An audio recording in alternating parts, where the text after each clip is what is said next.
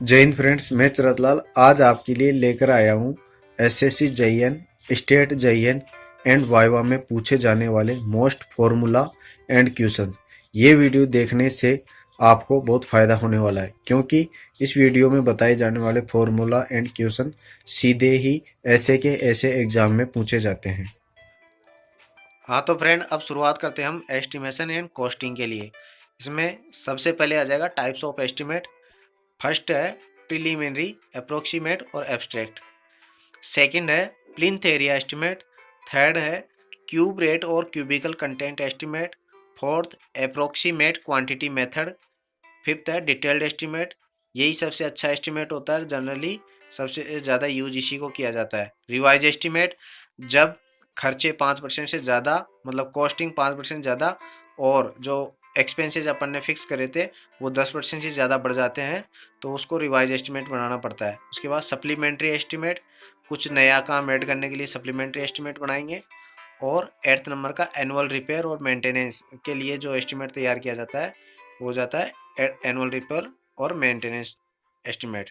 इसके बाद है method of prepare estimate. Estimate कौन कौन से मेथड से तैयार किया जाता है? इसमें दो मेथड है, लॉन्ग वाल शॉर्ट वाल मेथड और सेंटर लाइन मेथड। लॉन्ग वाल और शॉर्ट वाल मेथड गवर्नमेंट डिपार्टमेंट सारे यूज करते हैं, जबकि centre line method use estimate बनाने में इजी होता है। और क्यूबिकल या हेक्सागोनल जैसे मतलब सेम साइज का वो होता है, तो उसमें सर्कुलर टाइप से बिल्डिंग होती है, तो उनके लिए सेंटर लाइन मेथड अच्छा रहता है। उसके बाद साइज, तो ट्रॉली की साइज होती है जो जिसमें अपन बजरी सेंड वगैरह सप्लाई करते हैं, तो उसकी साइज होती है 5 feet 8 inch into 9 feet 8 inch. इसके बाद 1 बीघा में 20 बिस्वा जमीन, मतलब 1 बीघा जमीन को 20 बिस्वा बोलते हैं। इसके बाद 1 बीघा अगर फिट में लेंगे तो 165 इंटू 165 फिट में, इसके मल्टीप्लाई करेंगे तो 27,225 फीट स्क्वायर एरिया 1 बीघा कहलाता है। इसके बाद 1 एकड़ जमीन 1.6 बीघा और 1 हेक्टेयर में 4 बीघा आती है। डेंसिटी ऑफ स्टील 7850 kg/m³ पर मीटर लेंथ कैलकुलेशन के लिए d²/162.19 kg/m, या मतलब कोई भी 1 मीटर उसका जो सरिया होता है उसका अपन केजी में वेट निकालने के लिए ये फॉर्मूला यूज कर सकते हैं अपन। तो इसके लिए 0.00617 भी ले सकते हैं, या फिर d² /162.19, ये kg/m में दिखा देगा अपन को। डी बराबर है डाया ऑफ बार। इसके बाद in the rate analysis some fix amount of charges added. Rate analysis करते टाइम जो कुछ फिक्स अमाउंट होती है तो डायरेक्टली अपन टोटल कॉस्ट में से ऐड करके दिखा देते हैं। जैसे कॉन्ट्रैक्टर प्रॉफिट होता है 10% टोटल कॉस्ट का, वाटर चार्जेज होते हैं 1.5%, एनुअल रिपेयर के लिए 1.5% लेते हैं, इलेक्ट्रिक चार्जेज मतलब जो इलेक्ट्रिक इंस्टॉलेशन होता है बिल्डिंग के अंदर वो 8 से 10% होता है बिल्डिंग का कॉस्ट का। उसके बाद कंटेंसेंसी, जो अचानक से जो नए खर्चे आ जाते हैं या जिनका पहले से पता नहीं होता, उनके लिए 3 से 5% रखते हैं अपन। मैनेजमेंट चार्ज के लिए 5 से 10% लेते हैं। वर्क चार्ज एस्टिब्लिशमेंट के लिए 1.5 to 2% तक अपन चार्ज एक्स्ट्रा लेके चलते हैं। Dry motor value for different work पर क्यूबिक मीटर में। ब्रिक मेसनरी के लिए जो ड्राई मोटार लेंगे उसका 0.30 मीटर क्यूब लेंगे 1 मीटर क्यूब के लिए चिनाई के लिए। स्टोन मेसनरी में रबल स्टोन मेसनरी है तो 0.42 मीटर क्यूब लेंगे। कोर्स रबल मेसनरी है तो 0.40 मीटर क्यूब। और आसलर स्टोन मेसनरी है, मतलब उसमें बिल्कुल फिक्स साइज के पत्थर होते हैं, तो उसके लिए 0.25 मीटर क्यूब, मतलब ब्रिक मेसनरी से भी कम मोटार लगता है। उसके बाद 12 mm थिक प्लास्टर के लिए 0.02 metre cube.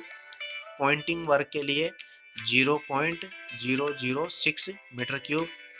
2.5 centimetre thick CC floor बनाने के लिए 0.4125 metre cube. 5 centimetre thick CC floor के लिए कंक्रीट सीमेंट कंक्रीट फ्लोर के लिए 0.0825 मीटर क्यूब। और 7.5 सेंटीमीटर सीसी फ्लोर के लिए 0.12375 मीटर क्यूब, ये ड्राई मोटा लेंगे। सीमेंट कंक्रीट वर्क के लिए लेते हैं 1.52 metre cube. Proportion for DPC, DPC के लिए उसका सीमेंट, सैंड और कोर्स एग्रीगेट का जो रेशियो होता है वो होता है 1:1.5:3 और 1:2:4। M20 या M15 लेते हैं। Minimum setback left from all side of building, जो हाइट लंबी बिल्डिंग बढ़ती है उनके लिए चारों तरफ जो एरिया छोड़ते हैं वो होता है, अगर 35 से 40 मीटर की हाइट है बिल्डिंग की तो कम से कम 12 मीटर चारों तरफ एरिया छोड़ेंगे।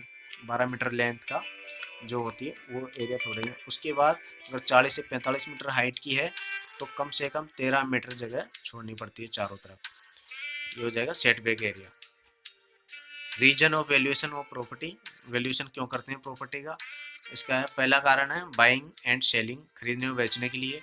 Fixation of tax on property, tax fix करने के लिए। थर्ड, रेंट फिक्सेशन, किसी प्रॉपर्टी का रेंट फिक्स करने के लिए। एंड सिक्योरिटी अगेंस्ट लैंड, और ज़मीन को गिरवी रख के कुछ सिक्योरिटी देने के लिए।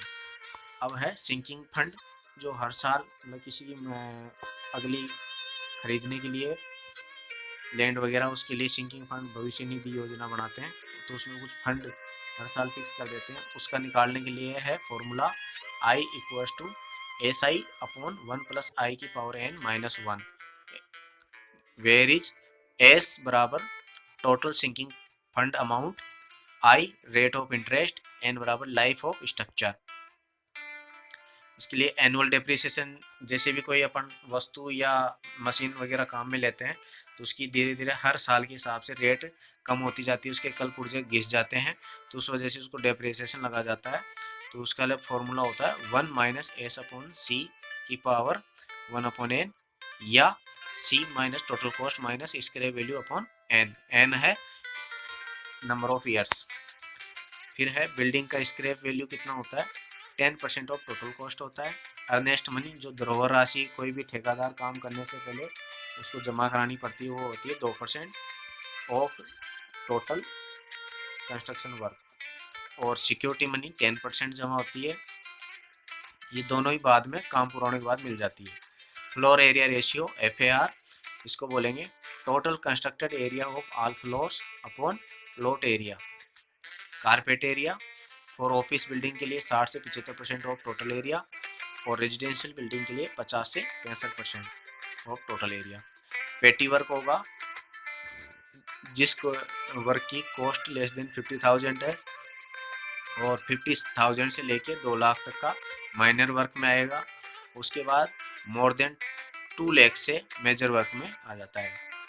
रिवाइज एस्टिमेट कब बनाते हैं, when the original sanctioned amount estimate is exceed more than 5%, जब ओरिजिनल कॉस्ट से जो अपन ने फिक्स करा था उसका 5% से ज़्यादा खर्चा बढ़ जाता है, या फिर expenditure are exceed 10% of sanction amount, जब जो सेंशन अमाउंट करी थी उससे खर्चे 10% ज़्यादा बढ़ जाते हैं तो उसके लिए रिवाइज एस्टिमेट बनाएंगे।